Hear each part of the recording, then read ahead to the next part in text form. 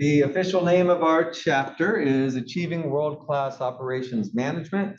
When you created your business plan assignment, you had to think a little bit about operations. You had to think about, how am I going to operate my business, right? Do I need employees? Do I need equipment? Schedules? Those are the sorts of things that you have to think about in terms of operation. You also had to think about where would you locate the business, and that's something we will talk about too. Why one particular location might be better than another.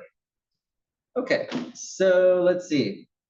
We'll learn about how operations management is important both for companies that make physical products and companies that provide services. We'll talk about the difference between mass production and customization of products. We will talk about where to put your production facilities and how to lay out the facility itself so that it will be as efficient and effective as possible. How to manage your inventory and keep good relationships with your suppliers, why that's important. We'll talk about scheduling production, making sure that everything's under control, making sure that your quality expectations are being met. And that is a whole vast subject of quality. Some people have an entire career just as a quality management expert. It's actually kind of a whole movement in the business world. For decades, there's been a quality movement focusing on what's called total quality management. We'll get into that on Thursday. We'll talk about the roles of technology and automation, as I've already mentioned earlier this morning, and we'll talk about trends related to operations. Now, you already know that organizations are systems, and as systems, they take inputs and turn them into outputs. Heard me say that since the very first day of class. And these are some of the different inputs, things like natural resources like water and timber, raw materials like agricultural products, human resources, labor, capital, which would be either money that's been invested or equipment that the company is using.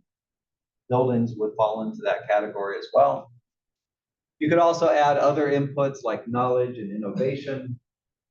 And all of these inputs together get processed by the organization to turn them into either physical products or services, right? So in that sense, every organization operates in basically the same way. Notice I said operates, right? That wasn't even intentional. We're talking about operations. How do you operate your business? So there are people that specialize in doing this, help plan the production for the business. And what they have to do is think about how much they need to produce. So based on our sales forecast, how much product needs to be produced this month, this year, etc. They have to plan for that. Let's think about that for a second. If you're in charge of planning production for a company, what kind of things might you need to plan for? We go back to these inputs. You have to plan for these materials and supplies, right? How do we make sure we have enough of that? You have to make sure you have enough human labor. You have to make sure you have enough money, right? So it requires planning. Let's say you start your business, the one you did your business plan assignment about, and it takes off and it's really successful. And you keep selling out of your product. You think, okay, we need to plan to produce more. How much material do we need? How many workers do we need? Do we need a bigger space? Right? So you have to make those plans for production. And then at the same time, you have to be monitoring your current production to say, are we meeting those expectations? Are we producing enough product? Is our production meeting the quality expectations that we have? And also at the same time, you're evaluating your past performance to say, how can we do things better? Last week, we had too much product, or we didn't have enough. Or last week, we had to throw out a bunch of scraps because we ruined a batch. How can we do it better this time?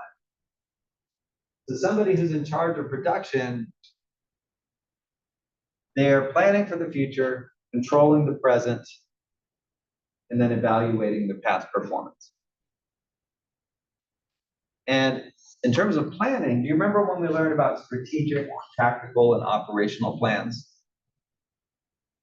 Which ones were the long-term plans? Strategic, tactical, or operational?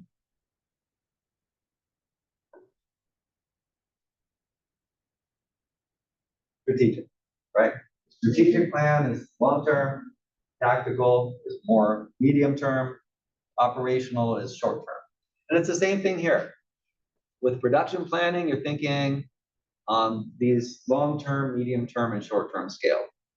So let's think about that for a second. What kind of questions would you have to ask yourself? Let's just go with a bakery. Okay, let's say your business is a bakery and it's growing. Business is doing really well.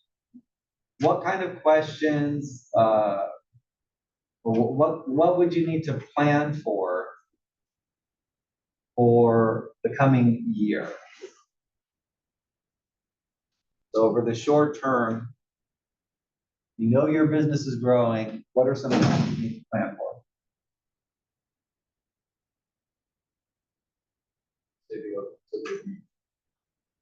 Okay. Make sure you have enough money to expand. And then what would that expansion look like? What would that involve if you're a bakery? Another location, maybe different city or other side of town. Okay. Could be another location, either as a storefront to sell your products, or it could be to produce your products, right? It could be some kitchen where you bake the items. Okay.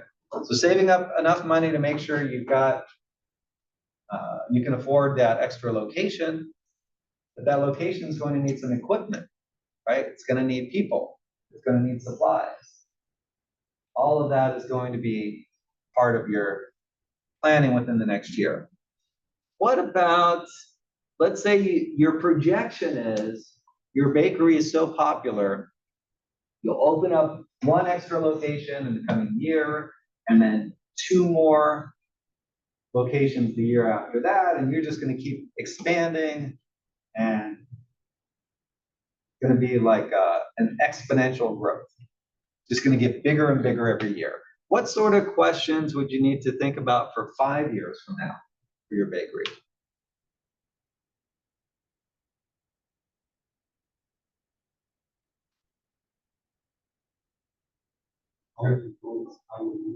How many employees will we need? Exactly. Also, same thing about facilities, equipment, supplies, all of that you could plan for. I mean, it's hard to make plans 5 years out, but you can at least make some projections and say, well, let's see, we think wheat costs are going up, and we think we could automate, maybe replace some of our human labor with robots, right? Maybe that'll require a big investment, but it'll save us money over time. Maybe we can expand internationally. Let's start looking into that. So you see some of those long-term strategic plans might be bigger and more complex than some of those short-term operational plans. Right. Now, some products are mass-produced. We buy a lot of those products typically in our society. Like, think about soft drink. Let's just take something common. How about a bottle of, like a plastic bottle of water? I'm glad to see a lot of people are getting away from that and moving towards these refillable containers, right? It's more sustainable. Or what's that there? Mauricio, what's that drink there? Oh, it's What is it? What is it? Celsius it's called? Okay. I'm not familiar with that. Tell me about that drink. What's that? An energy drink? Okay. Peach flavored energy drink. Okay. So let's just go with that. Celsius peach flavored energy drink. I don't know how common those are, but because I don't drink energy drinks usually. I mean, I just go with coffee myself, kind of old school like that. And I don't usually like the taste. Like the last ones I tried were like Monster and Rockstar. And like, I don't know. Maybe you like it. So no offense, to each his own. But let's say you're buying one of these Celsius energy drinks. Okay. If you walk into a convenience store here, or you walk into the student center over here and buy one, or you buy one at Safeway Or Walmart, it's going to be the same, right? And it might be refrigerated or not, but it's the same thing. You know exactly what you're going to get because they mass produce it. Now, sometimes they might change the design a little bit, or they might come up with a new flavor, but they mass produce and they make thousands of them at a time. So that's an example of a company, of a product that's mass produced. Breakfast cereals are mass produced. Computer keyboards, cell phones, so many of the products we're used to are just made by the thousands. And it's very efficient when you're doing that because you just keep making the same thing over and over. You set everything up, you got your materials, you got your equipment, you have your employees, and then they just crank these things out really quickly. On the other hand, we've got customized products where each one is different. Let's see some examples of that. Custom homes, legal services, haircuts. Would you want to go to get a haircut someplace where they do the exact same haircut for everybody that walks in the door? I mean, the only thing I could think about that would be like the military, right? Where they just shave your head. I don't know, do they still do that in the military? I don't even know. They do. They do, okay. So same haircut for everybody. Except I think the women, do they get that? The women don't have to go. They don't have to, okay, but at least all the men get the same haircut. But most of us don't want that, right? We want our own style based on our hair type, what's in fashion, what's practical, or depends on and our budget too. That might be a factor, right? People I know very well spend a lot of money on their hair. Names. So that is an example of a customized product. And we pay for that, right? Because it takes the labor of a skilled stylist or barber to do that work. I mean, if they came up with a place that's automated, you could just go in and a robot cuts your hair, might be cheaper. How many of us would feel comfortable with that? Sounds a little scary to me, right? Not only might you get a bad haircut, you might get your haircut. Whereas we tend to trust humans more. Now, maybe in time, that will become a thing, but at this point, unfortunately, it's not. So I think you get the idea. We've got mass-produced products and we have customized products. But with technology now, companies can provide what's called mass customization, where they can allow some customization of their product at a reasonable cost. Can you think of an example of a product that's usually mass produced, but you can actually buy a customized version of it? Any examples come to mind? Sunglasses? Okay. So tell me about that. What kind of customization can you get with sunglasses? Or symbols. Oh, okay. So you could have like a symbol put on it, Yeah, as the customer.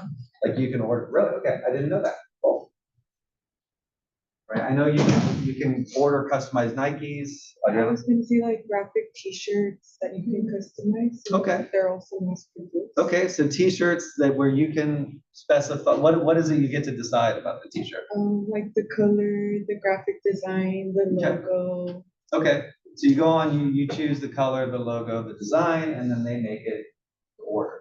And how much more do you pay for that than you would for just a normal T-shirt you might buy? Well, depending the quality and how big you want the font and the colors of it, so it might vary. Okay, okay. So others that I can think of, Nike lets you order custom Nikes. M&M's lets you order custom M&M's. There's even brownie M&Ms. Are there? Oh, interesting. Okay. Well, the custom M&Ms, I guess you pick the flavor, but you can also pick the color and then what initials you want put on the M&M. What else? Oh, I learned recently you can order a box of Cheerios and have something custom printed on the cover. So whatever company makes Cheerios will do that for you. Didn't know that that was a thing. In fact, if you walk by my office, I've got one in the window that somebody ordered for me with my name on it. So how do they do that? How do they allow you to buy a product that's been customized, but without a lot of additional expense? Well, automation. For example, if you want to order that custom T-shirt, or imagine with the custom sunglasses, you probably go on a website and you put in your order. You upload the image that you want, or you put in what words you want printed. So you do the work of putting the order into their system and even probably paying at the same time. So they've completely automated that order entry process. And then when they get the order, it might not even require human involvement. There might be some, but if they have an automated enough process, their computer is just going to, tell the robots to make that product. And so there's very little cost for them to produce that customized product over and above what it would normally cost them to produce a mass-produced product. So they only have to charge you a little bit extra for that customization. So that we call mass customization. And it's becoming more and more common as technology improves. We might start seeing 3D, well, it actually exists. There are 3D printed houses already, but that might be more common. Or you can just pick out what house style you want, pay, and your house gets printed out either on location, or maybe it's then like brought to your location. Crazy, but we've got that technology already. All right, so what questions or comments do y'all have at this point? Aaron? Like when you buy a card, if you want to like add on like customization, Yeah. would that be mass customization for the? Yeah, I would say so. So if you're buying, I mean, this is really common with cars, right? When you buy a car, I mean, you could walk onto the lot and say, I want this one or I want that one. But you could also say, you know what? Can I get this one in white? Or can I get this one with leather seats? And they can do that for you. You might have to wait a little bit longer. But either they've already got one somewhere that they could have delivered, or they could just make it to order. So yeah, I would say that that is an example of mass customization with cars. But it's not, I think Dell Computers is a better example, because you order a computer from Dell, you can specify, this is the RAM I want, this kind of graphics card, and then they make that particular computer. But Dell made Dell Dimensions and Spawns and Latitudes. What's that? Dell made Dimensions, Latitudes, and Spawns and Bostros. Oh, are those models? Model names. Okay, okay, very good. All right, any other questions or comments at this point? All right, well, let's do this. I'm gonna show you this video on innovation. You don't want to take too long. Yeah, that's right. So we talked about how organizations take inputs, turn them into outputs, right? Let's think about some examples. Somebody give me a product or an industry. Any example?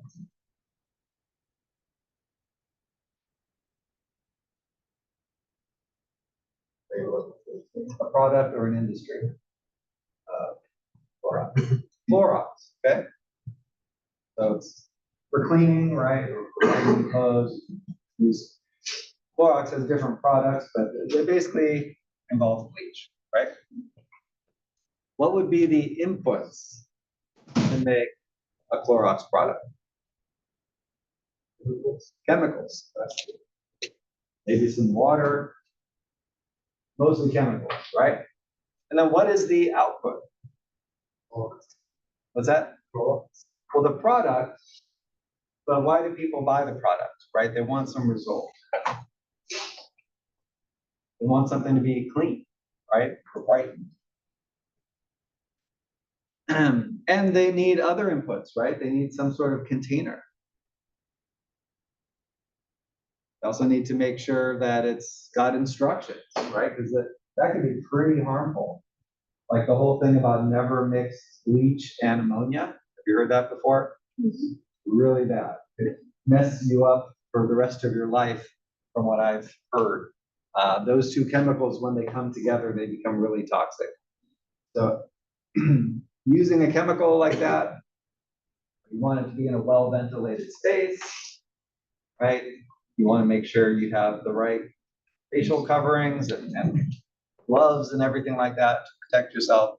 And so the instructions for that would be part of the product, right? Usually it's on the packaging, so you could read about how to use it safely. So let's look at a couple other industries. Airlines. We see some of the inputs. You need pilots. Even if the plane can pretty much fly on its own, there are a couple exceptions, but most planes, there will be one or two pilots in there just to make sure everything's operating correctly, right? You've got flight attendants on larger planes. You've got reservation systems, ticketing systems, etc. Those are all inputs. And the output is it gets you from point A to point B quickly, right? That's why people tend to take planes. Let's look at a high school or even a college. You need faculty members. We could eventually be replaced by artificial intelligence, I suppose. But I don't think humanity's ready to go fully AI in terms of instruction. I think that would be scary. I think AI is not ready, and we as people are not ready. We still want humans that can help us interpret things and help us understand things, at least for the foreseeable future. But every high school and college needs a curriculum. They have to have certain things that they're teaching, certain standards to meet. Typically buildings, although there are some online programs that don't have buildings. A library, whether it's online or virtual, etc. Right? Those would be some of the inputs. What then is the output? The output is knowledge, certificates, and degrees, and diplomas to recognize the knowledge that a person has attained. So any industry you think of, you can take a look and see what are the inputs that come in, how do those get processed, and then what is the output? And the operations is really the processing part, which is critical, right? How do you take those inputs and then turn them into the outputs that people are willing to pay for? Any questions or comments? All right, let's work on the video discussion activity. So let's do this. I'll give you, normally I give you 8 minutes normally, but I'm going to give the teams 5 minutes. And then that's gonna give us more time to hear what you came up with. So 5 minutes to come up with your group questions. And then I'll go around and ask every group to report. For 5 minutes. Yes. All right, so you've got 5 minutes. How do I starting make a now. new innovative idea? So if you are producing products, you need to lay out your facility in the way that's going to be efficient. So you can make as much product as possible, right? So here are 3 different layouts depending on the type of product. In fact, let me zoom in a little bit. If you make different types of products, you might want to use a process layout where depending on the product, it can move through the different stages from receiving the materials until you've got a finished packaged product that's ready to be shipped out. It can go through these different stages in whatever order is necessary for that particular product. So you have different equipment set up for different processes. But let's say you're mass producing one product over and over and over. Well, then you can just design it specifically for that product, right? Like this is a flat screen TV. So they start with the chassis, they add the circuit board, they put the screen, they put the speakers. So it's set up to just keep making this product over and over as efficiently as possible. But let's say your product is too big to move from one station to the next. Like you're building a Coliseum. In that case, it's called a fixed position. The product stays in place and all your workers and supplies and equipment have to come to the product. So any questions or comments? All right, I'll leave it there for today. I'll see you all Thursday. Last day in business. Yeah, last day of business. Yeah, right.